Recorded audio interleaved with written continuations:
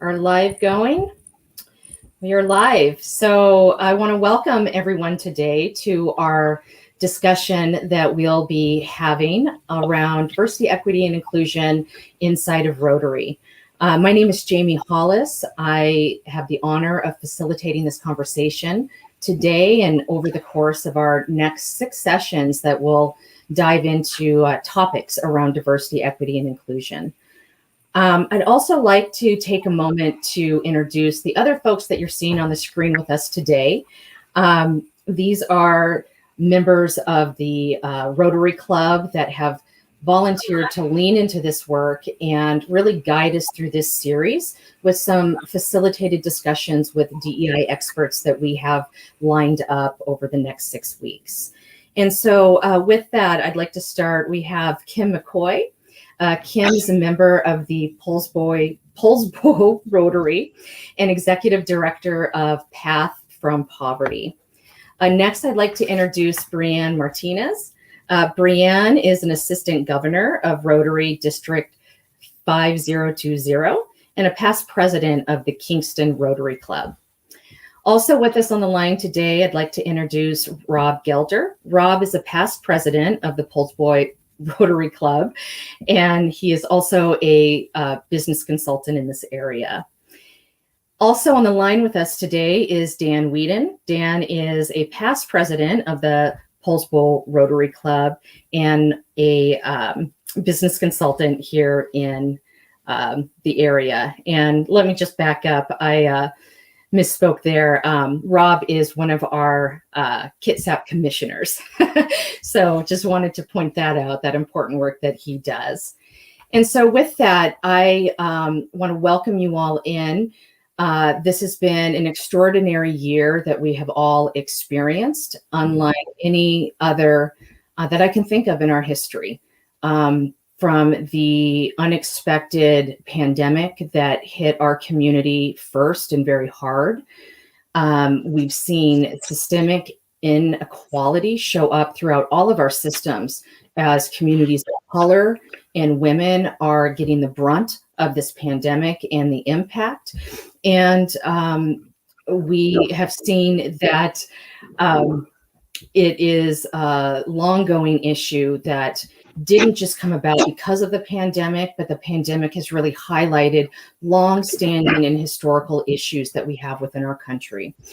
And so with that context, all of us being at home, we were all silenced when we witnessed the horror of the George Floyd killing. It was a moment where our collective attention was focused. And as much as we wanted to look away, we couldn't in that moment. And it really has brought about for many in our country a racial reckoning and moment where we have to reflect on how we show up in our communities and our organizations and understand that we all have a responsibility in making a more inclusive society for all of our members. And so with that, I would like to hand it over to Brianne so she can introduce a special guest that we have to start our conversation this afternoon. We just have you on mute, Brianne. You can unmute yourself. Of course, that had to happen. Thank you, Jamie. I am very honored to introduce and I see Mary's here as well, but to introduce our esteemed district governor of 5020, Greg Horn. He is a proud member of Lakewood Rotary. And thank you for being with us here, Greg, this afternoon. I'm going to turn it over to you. Thank you, Brianne. Well, DEAI, diversity, equity, accessibility, and inclusion, is being approached by Rotary clubs throughout the district and throughout the whole world. Each club can determine what works best for them. And I'm particularly impressed by the approach that Poulsbo Rotary has taken on this subject. I've been with them for quite a few weeks, understanding what they're doing, and they spent a great amount of time first figuring out what they wanted to accomplish, and then figuring out how to best present the program.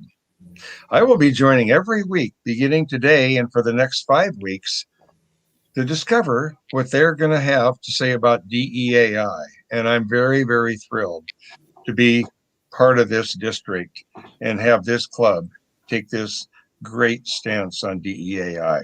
Thank you, Poulsbo. Thank you, Greg. I appreciate that opening. This is really a moment for us all, as I said, to reflect on internally how we show up, what we've learned, what we know and what we don't know, and to begin the work with us internally before we can work with our organization and our communities. And so this really takes a level of vulnerability and a cultural humility. It is necessary that we move beyond surface conversations of I'm a good person or a bad person into deeper holistic conversations about the systemic inequities that we have not been able to reconcile in our country. And I would like to highlight there is an author, his name is Michael Lewis, and he writes about the fifth risk. And what he defines as the fifth risk is any risk out there that we don't have on our radar right now. So it's on the horizon, but we're not watching it. And the reason I bring that up is because he says that this is crucial to the survival of our democracy, that we understand the systemic histories and that we work to reconcile our country so that we can live into the dream of an inclusive society for all. And so not only is this important for Rotary, for your communities, this is important for the very viability of our country to be able to live in a pluralistic, multicultural society where everybody is represented. So with that, I'd like to just share a little bit of what we'll be talking about over the next 6 weeks and invite you all into the conversation and the journey along with us as we dive into some deep topics. So our next episode up, we're going to talk about microaggressions. Microaggressions are things that happen all around us every day. We all do them and we're all impacted by them. And so it's really important that we understand how these dynamics can get in the way of building an inclusive organization where everybody is seen and valued and heard. It's really important also that we understand that microaggressions can also come sometimes wrapped in what we think are compliments. And so it really requires us to have a deep historical knowledge of how people are impacted based on their group identity. And so that is something that we have to start putting like a new set of glasses on so that we can start understanding how these impact individuals, how they impact people based on their group identity, and then how they show up within our organizations and get in our way of really bridging across difference. So after that, we're going to talk about recruiting and recruiting in the context of Rotary. This is something that is a challenge faced by many organizations of how do we reach communities that we're not in? How do we reach communities that we might not look like? And knowing that our changing demographics are just on the horizon, where we will have more young folks of color with multiple intersecting racial and ethnic identities, that we really have to prepare our organizations now if we're going to be viable for that coming change in our country. And we like to talk about the IT bubble in the 90s. For those of us that lived through that, there was a belief by some that this internet thing was going to be a fad. Nobody would buy stuff that they couldn't touch. And look at us today. Here we are. And back in the 90s, those companies that didn't have the foresight of the changing world, they're no longer here today. They did not prepare for the future. And so this conversation, this work is really vital to your organization meeting the needs of leaders in the 21st century. After that, we're going to take a deeper dive in the LGBTQ community. If you don't know what I just said with that, that is going to be an episode for you. That is an acronym that we use as an umbrella to really describe a host of different gender identities and sexual identities. And so we have, just kind of briefly, it's lesbian, gay, bisexual, transgender, and queer. And we're going to go deeper into that community, the dynamics that historically have impacted them, and ways that we can look at our organization to be more welcoming and inclusive to members from that community. We will then really lean into a conversation that tends to be the most difficult for us to engage in, and that's the conversation about race. This is a moment where, as I mentioned when we opened, we are in a racial reckoning in our country, and it's up to all of us to decide if we are going to move forward in a society that includes everybody and also allows everybody's full potential to be realized. And that is really, the work of equity, that you give people what they need to overcome barriers so that we can have equal outcomes. And that's our goal in doing this work, that no matter where we start, we can have what we need to get to the finish line and have those equal outcomes of those that may not have as many barriers. So with this talk, we're really going to take a look at where did whiteness begin? How was that constructed? Where did it come from and why? We're going to learn about some of the history in our own country that informed the dynamics that we are grappling with today. And then we're going to look at very practical ways that we can, as members of dominant identities, very practical things that we can do so the blindfolds start coming off and we can start seeing what we need to see to show up in this work and do it with competency and courage and vulnerability. Our last episode will really just bring it all together. It's going to be a call to action where we really look at what do we need to do, again, as individuals, and what can we do moving forward. And I challenge folks that are along this journey with us to think about your why you're in this moment, why you're showing up for this conversation, and to think about some goals that you would like to have for yourself at the end of this series. And we know around this work, when we can reflect deeply on that, we can set goals and we can enter into perspective taking, understanding what it's like to experience the world from another person's view based on their identity. That is what's required for us to enter this work with confidence. So with that, I'm excited to hand it over to Dan. And I would like just Dan to briefly share how did you get here? What brought us to this conversation today and the journey that we're about to go on for the next 6 weeks? Thanks, Jamie. Appreciate it. How did we get here? That's a big question. What I'll say is last summer, and we have a pretty large Rotary Club in Poulsbo. We're about 130 members. A group of us approached our leadership. We all kind of conversed at the same time, I think, and had concerns, questions, everything related to what you just spelled out. The issues around diversity, equity, inclusion, and race was at the top of that. And we all, as Rotarians, know, all of you watching who are Rotarians know that Rotary is a great place to try to advance the betterment, especially through the four-way test, the betterment of all of us. And so we approached the leadership, the board, and we asked if we could have some sort of a working group, not a committee, but a working group that people who are interested in having conversation, dialogue, and most importantly, education could come together in a safe place to have that.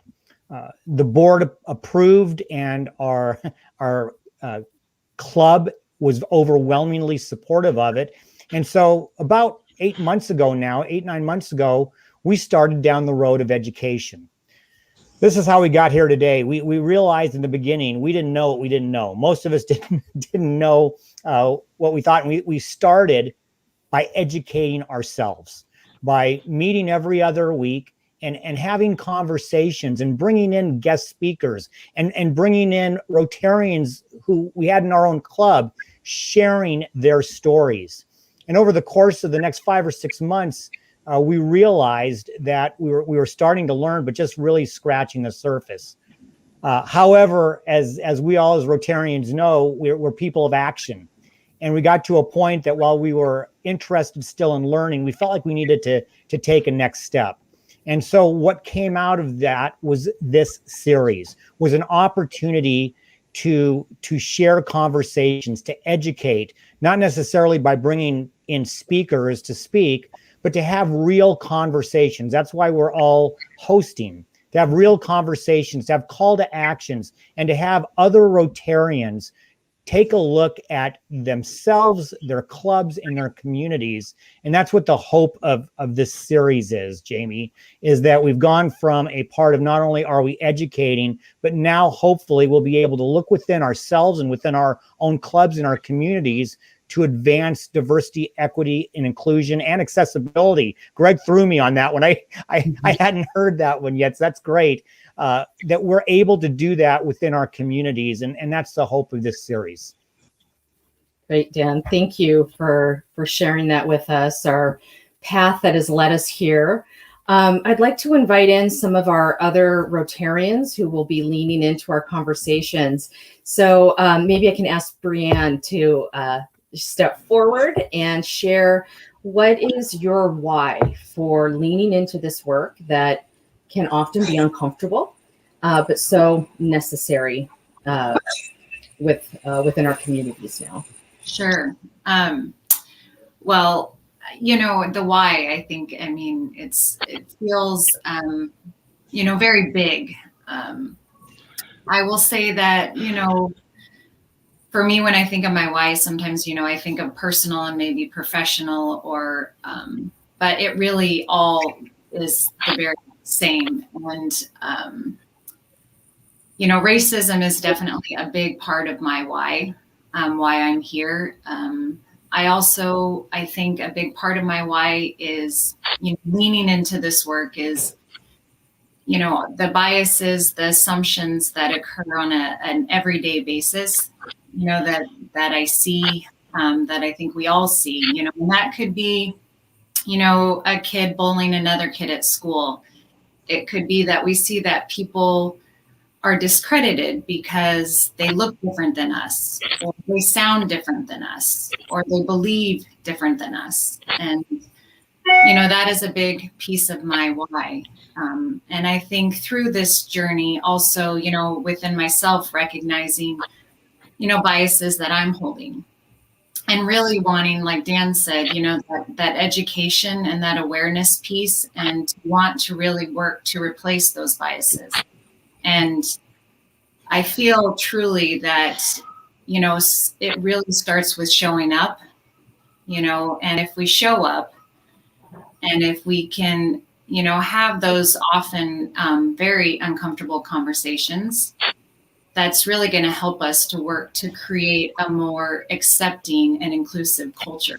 And not only within our Rotary clubs as Rotarians, but also within our communities and in all our relationships. So I'm just really, this is the work that Poulsbo has done in creating this working group and a very inclusive environment, where it's been safe to come and have those uncomfortable conversations and to, recognize that we all come from, have different life experiences. And I feel like, starting with just listening to each other is key. So I'm really excited to be part of this and this series. So that's kind of in a nutshell, my why.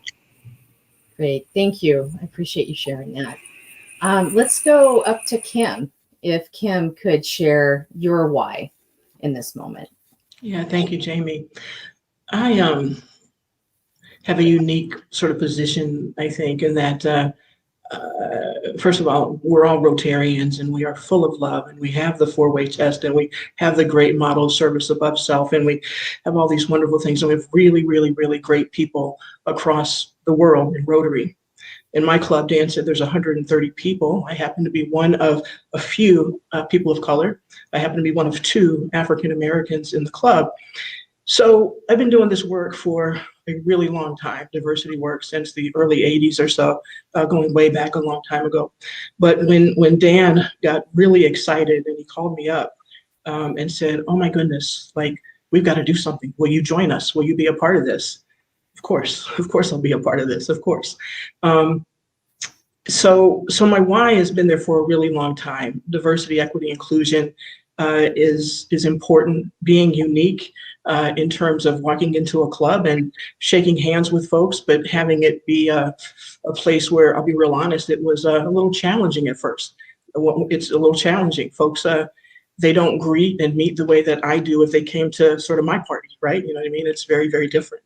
And so just sort of being a part of a club that is very powerful, where people really want to do good in the world and good with each other and good in the community and so forth.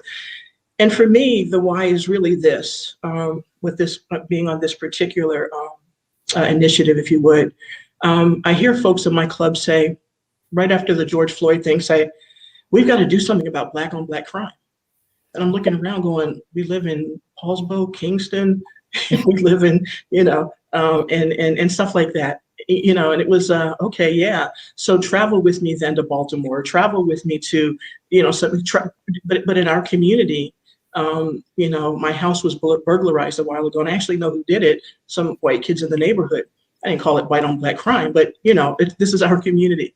So attitudes and ideas that folks have is just sort of one of those things where I'm thinking, okay, if I can be a voice to just sort of, and I'm only my voice, I only have my experience. I can't speak for really any other African American person or female that's 60 years old, or I can't speak for all those people, right? But I can share my experience. And that's been the really powerful thing for me, is to have them sort of lean in a little bit and ask me to show up and share my experience and learn from that, allowing me to facilitate with another person a session that was an uncomfortable conversation here recently. So that's really my why, is to really be a part of the conversation, to really love and respect those who are wanting to learn, people who have heard white privilege for the first time, literally, like they didn't, they didn't know what a microaggression was. So just being a part of that and sharing my experience. And that's really my why. I'm a Rotarian. I was a Rotarian before I was a Rotarian as far as the four-way test. They know that when they heard me do my presentation, when I first got involved with the club, they know that from my heart. And so just, I think my why is just to really be that amazing Rotarian with a group of amazing Rotarians who really want to welcome people into the club, who want to do good work in the world and do it in ways that are not harmful or hurtful or that make people want to leave, but really want people to want to go out and say, you need to join. Kim can go out and find more African Americans, right? I can, even in Kingston and Poulsbo, but there's this level of being comfortable and feeling that it's really the right place for people to be. So that's kind of my why. Great. Thank you, Kim. I appreciate that, sharing that. Rob, if you can finish out this round and share what brings you to this conversation. Well, thank you, Jamie. I appreciate that. It's multifaceted, and I think that's the whole thing for me in this conversation of DEI or DEAI, is just there's no one lens to approach it. And I think for myself, it was last summer when we actually had the march in Bremerton, because in response to the killing of George Floyd, and I attended that. And what was so cool was to turn one way or turn the other and see members of my Rotary Club there. And so it's like that sparked for me just that, the start or the impetus of this and beginning the conversation. But then I also have my own why. I have just a very different experience as well in terms of being part of Rotary. I moved to Poulsbo, a number of years ago. Anyway, I'm a little bit older now, but came to the community. I didn't know anyone. And I think I joined Rotary because I knew what the reputation was. I knew the good that it does in our communities locally and globally. And that was really important to me, to be able to be part of that community. At the same time, as a gay man, For me, the big issue is sort of that intersectionality. It's peeling away the layers and understanding sort of all the multifacets that we all have. Because most people would look at me and say, okay, white man of privilege. But then you still you have your filters on as to whether or not, is this a safe place for me? Is this a safe group of people that I can truly be myself with? And so just trying to have that unfold was really important. And being able to be in a club that was welcoming was really important. But then there's all those other iterative layers of when, okay, I met my partner when I was already a member. So then I brought some other dynamic, and how is that going to be accepted? And so, I mean, it's just all of those nuances, but knowing that ultimately and for myself, it's like, I want to commit to the club and actually, potentially be a leader in our club. And we had one of our former district governors who was an out lesbian woman. And, I approached her and I said, is this really something I should do? Is this something that you think is the right thing? And she said yes, and encouraged me. And so I went forward with that.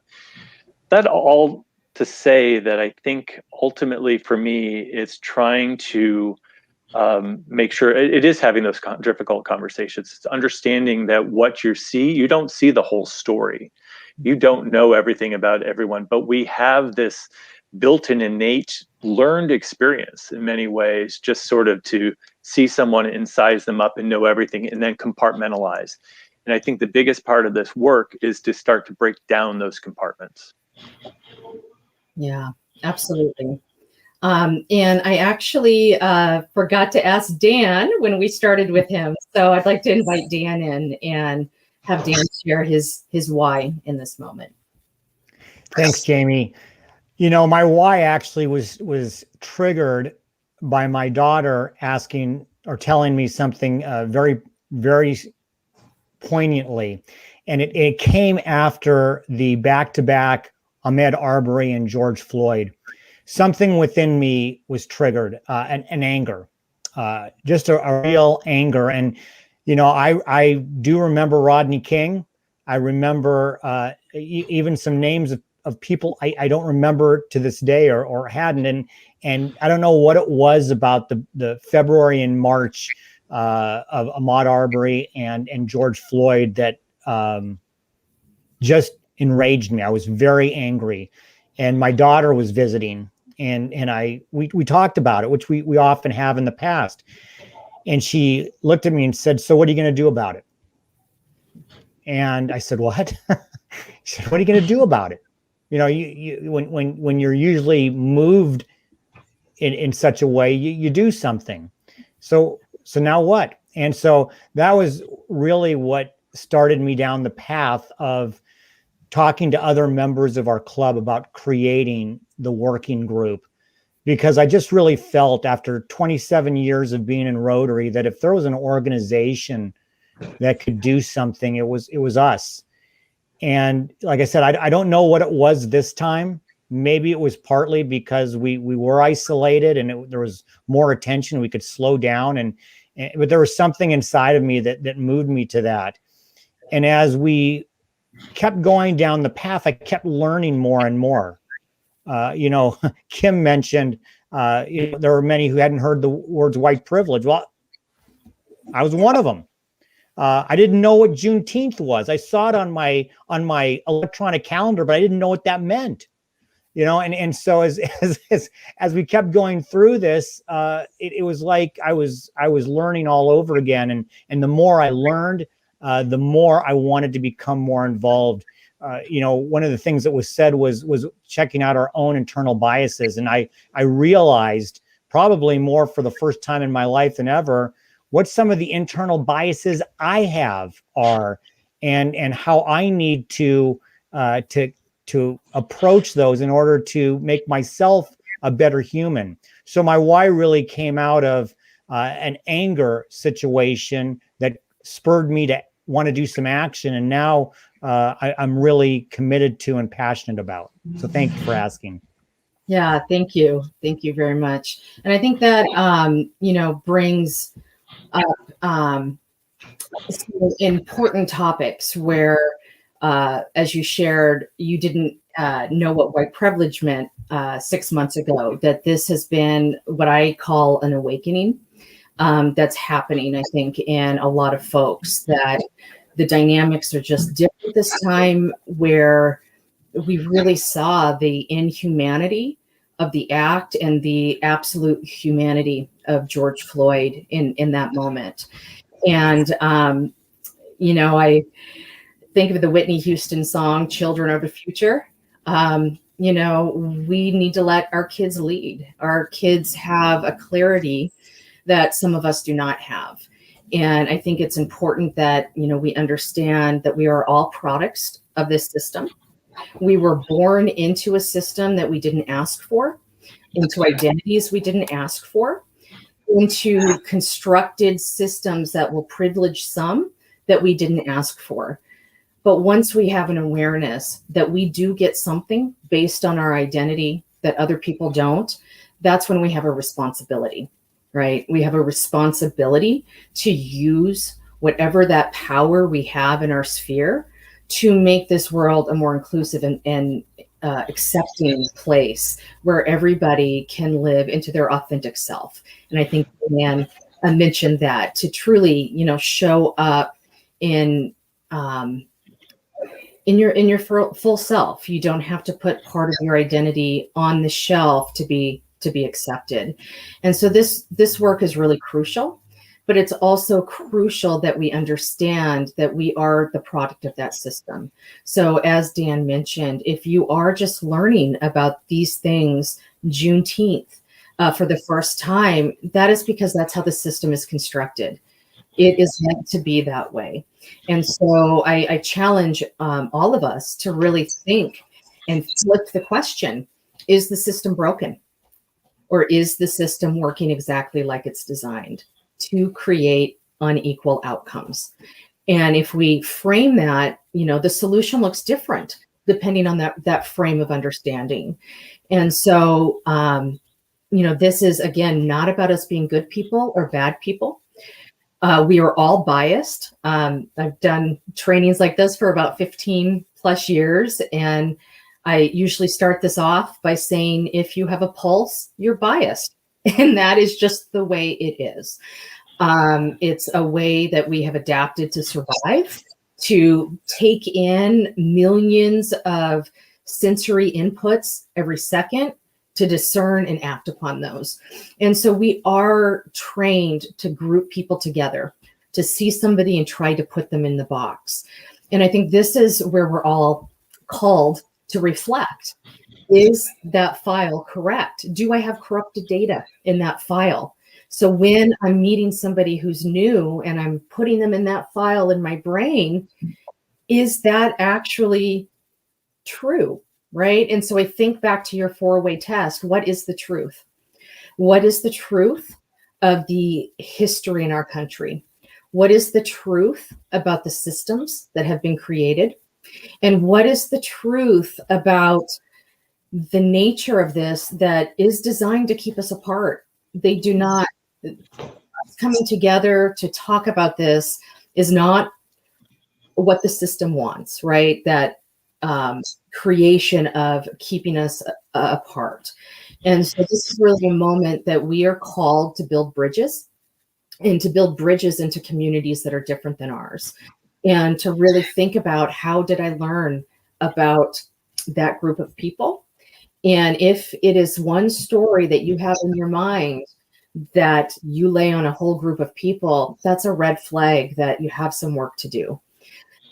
When we have these single stories, they're usually based off of exaggerated stereotypes or just flat out wrong information, right? And so these are questions that we have to start asking ourselves. And I think, we all should be a little bit angry that we did not get the information that we needed when we were in school, when we were learning about our own histories, and that we have all been shortchanged in what we need to build an inclusive and truly democratic society.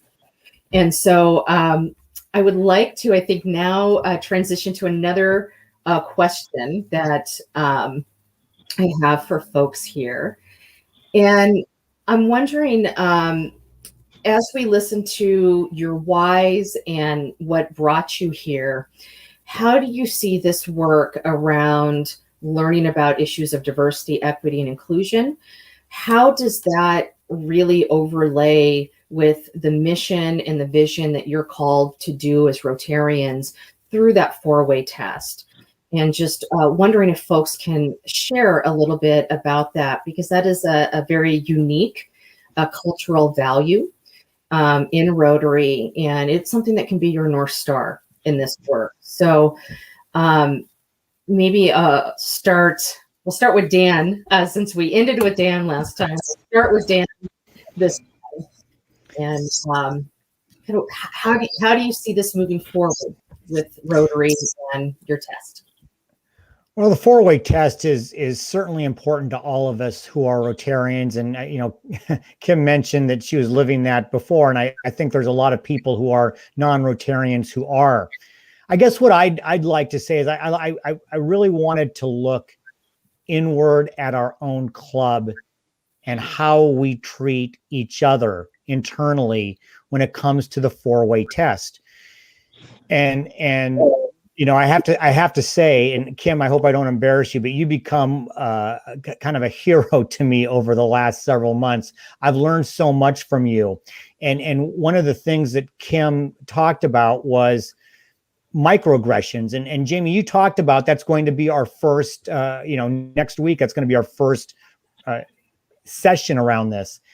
And I looked and it was eye-opening to me to think, are there microaggressions that I'm culpable of and with other Rotarians who are in my own club, or people who I am working side by side with to do good, to do projects, to work with? I mean, I'm very active in youth exchange. Are there things that I'm not even aware that I'm doing? And, for me, as I look at the four-way test, I like to start internally in all the things we think, say, and do. Is it the truth? Is it fair to all concerned? Will it build goodwill and better friendships? And will it be beneficial to all concerned in our club?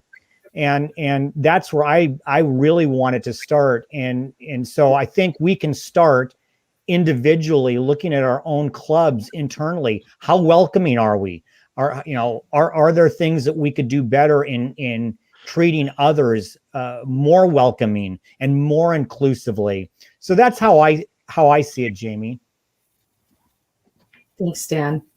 I would just like to open the floor for either Rob, Brianne, or Kim to come into the conversation around what you might have with your four-way test in Rotary.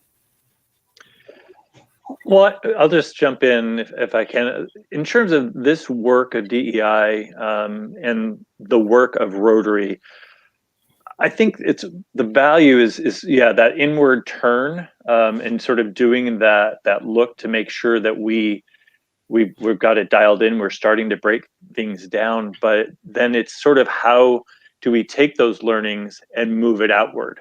How do we have it then inform what we do in our local community, how we are actually, interacting with neighborhoods, et cetera. But then also, I think Dan mentioned the youth exchange. It's sort of like, that's a whole other perspective. I mean, that's the joy of that program, is that we're bringing youth to our community that don't look and don't have the same lived experience that we do. And the same thing, we're sending our youth off to get that same type of experience. But how do we approach our international projects? We're doing something, we're sort of solving a problem for some other community in some other part of the world. But, how is that approach? How are we taking that as a lens?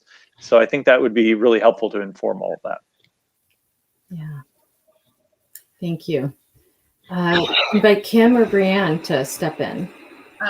I'll just add on to what they've said, or perhaps even repeat some things. But I guess, with the DEI work, kind of leaning into this, and as a group, as Rotarians, I've always, the four-way test, I feel, coming into Rotary, I think we all look around and we feel that we share similar values.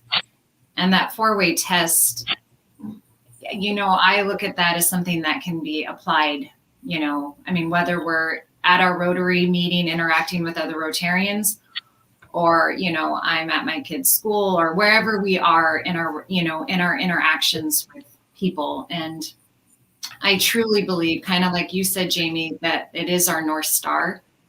And if we're really working to be more inclusive, and when I think of even recruiting in Rotary and bringing people in with, increasing diversity. And we know that diversity is not just gender and race. It's so broad, but I think at the end of the day, if we go back to that as our foundation, if we use that four-way test and we kind of check ourselves and we say, is it the truth? Is it fair to all concerned? And we kind of go down that path, from the get-go, it really is going to open the door in not only in our conversations, but also I think in our communities, people will feel more welcome and more included. And so that's something that, as long as I've been a Rotarian, learning the four-way test, it really made an impression on me. And I love that in all the work that we do, we continue to come back to that. And I think we need to keep doing that. And we need to keep talking about it and reinforcing it, because sometimes we can say it at the end of a meeting, but it's one thing to say it. It's a very different thing to do it, as an action. So that's just my take on the four-way test.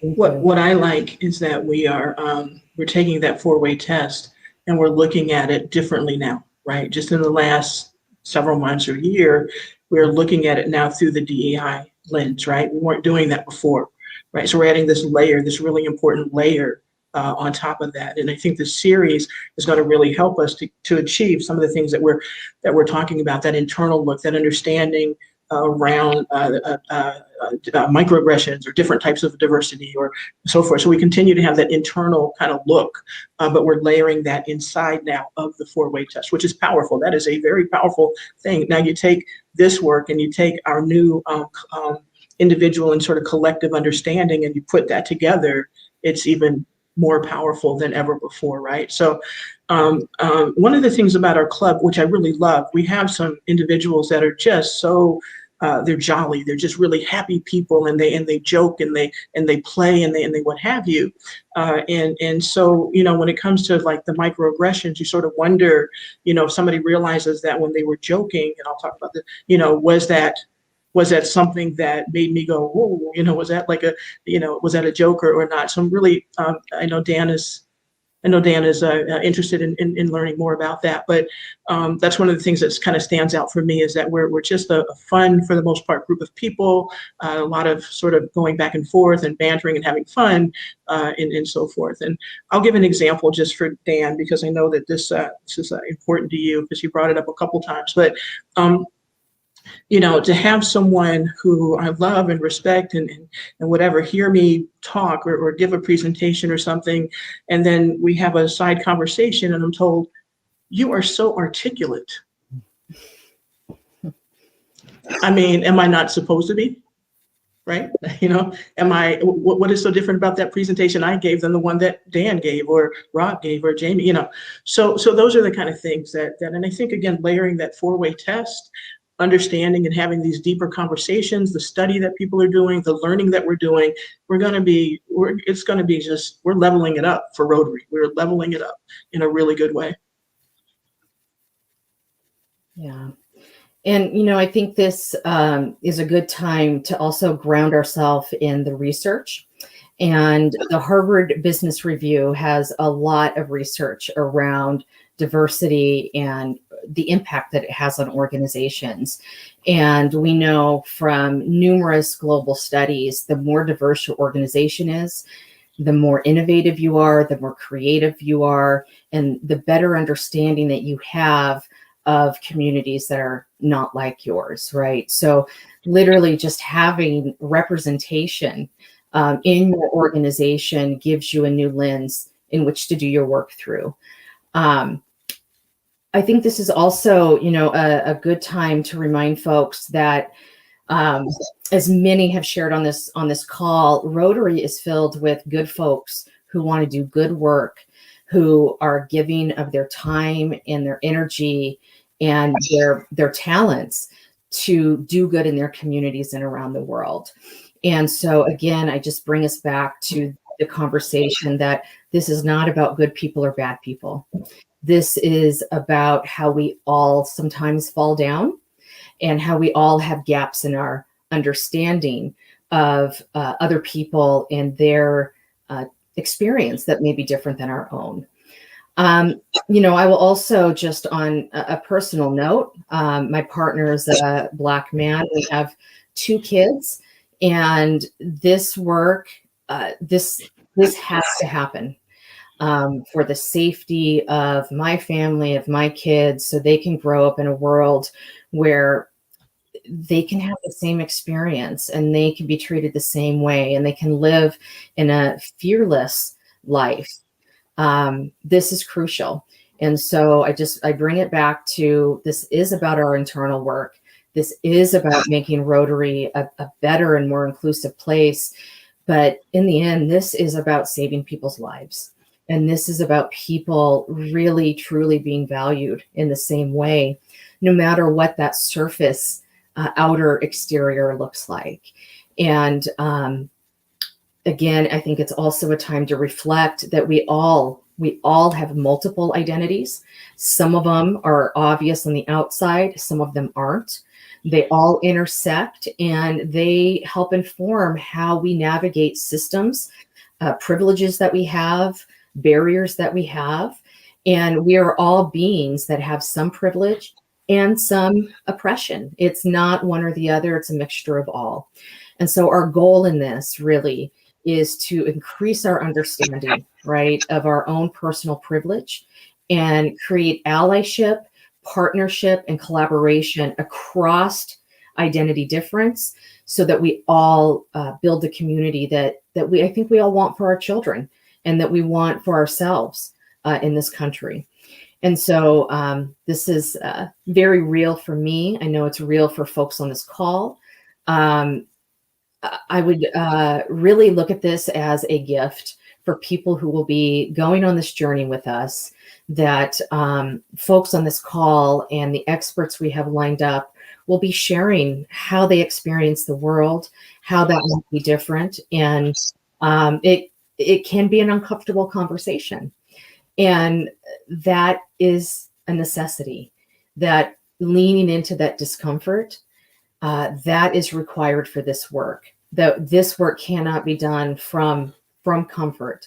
We have to stretch, we have to grow, we have to be challenged with learning new things, and that's very uncomfortable. And so embracing the discomfort, but leaning into that as a necessary part of this work so we all can create that more inclusive organization and community.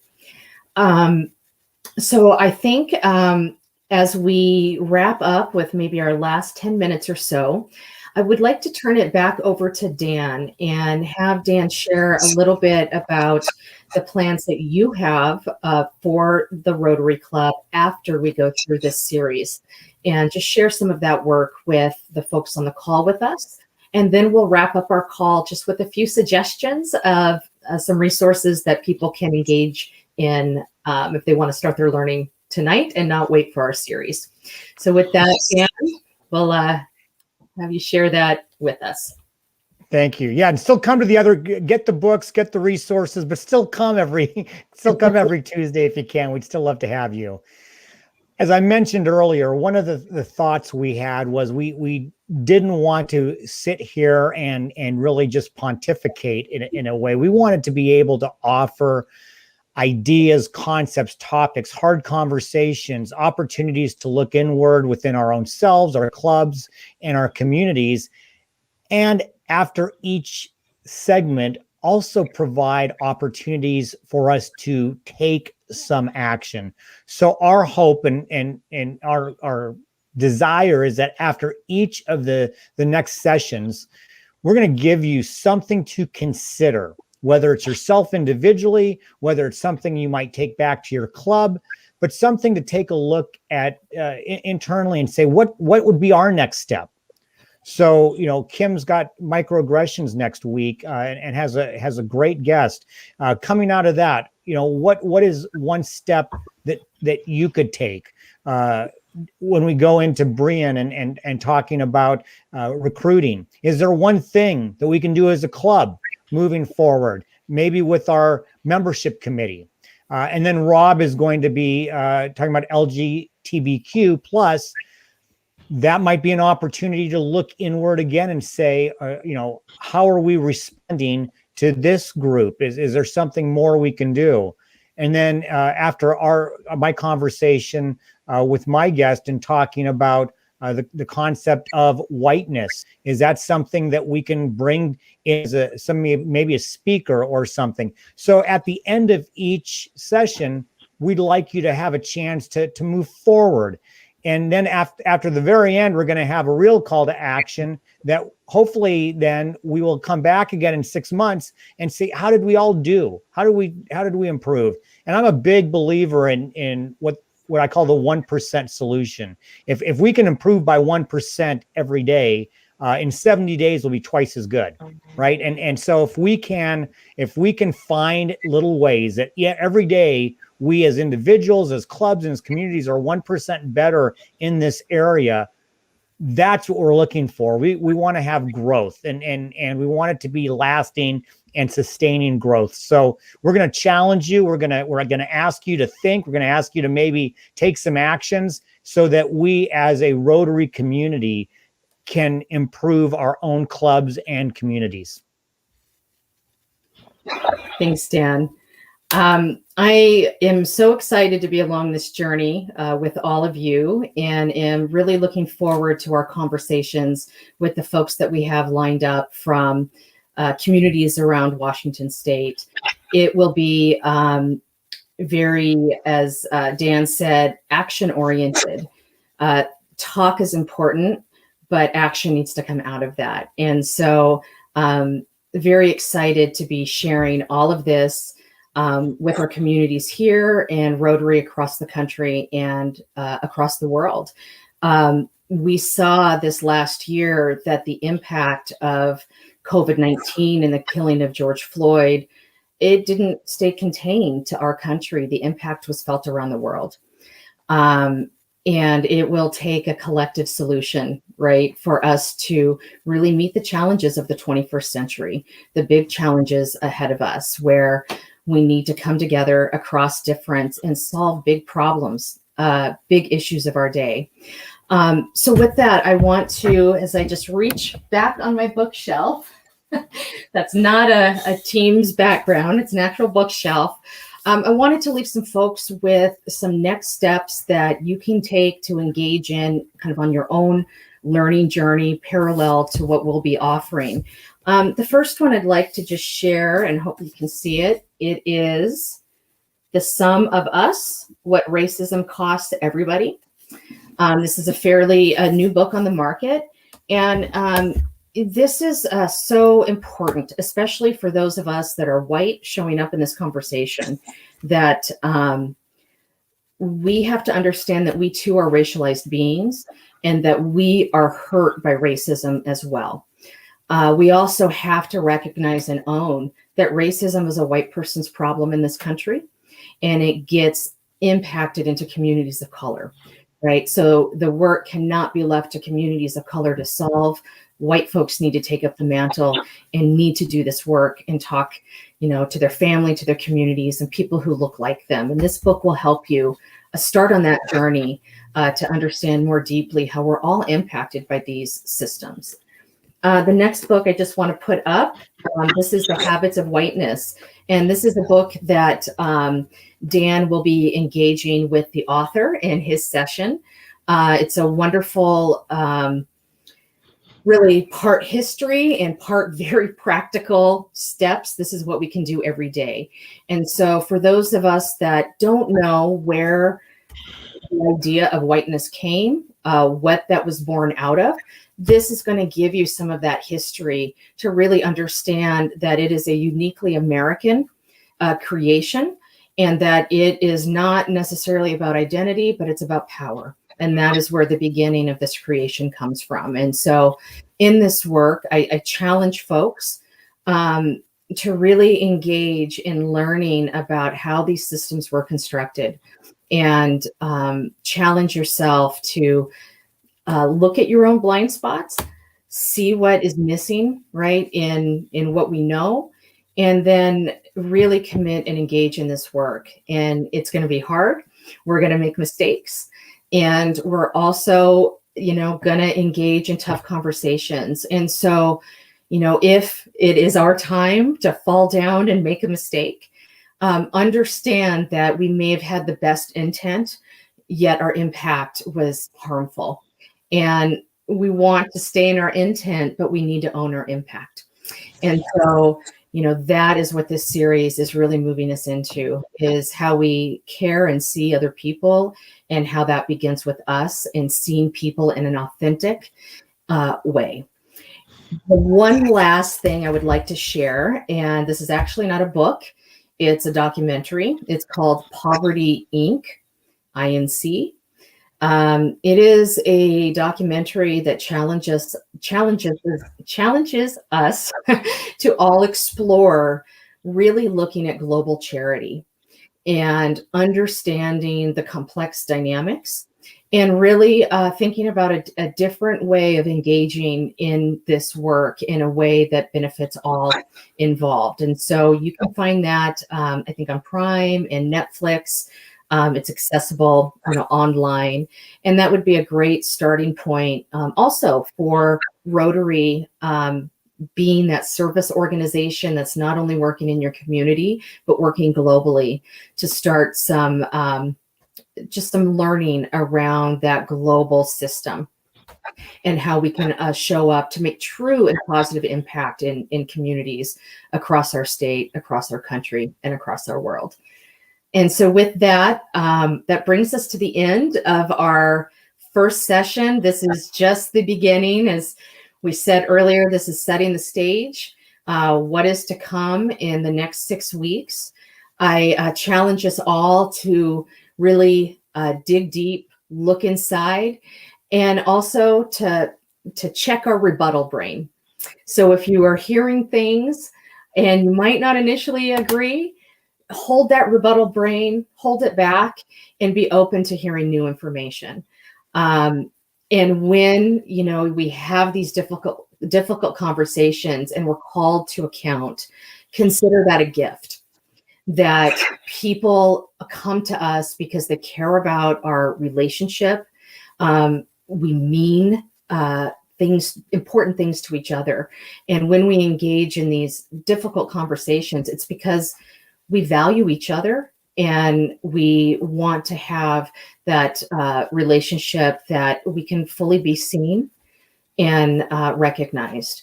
And so with that, I would say for folks that are with us on the call, buckle up. We'll have some great conversation, but again, those practical tips that we can all take to start making a difference in our own communities. So want to thank everybody today and look forward to seeing you all hopefully next Tuesday and all of the following Tuesdays after that through our series. Thank you all.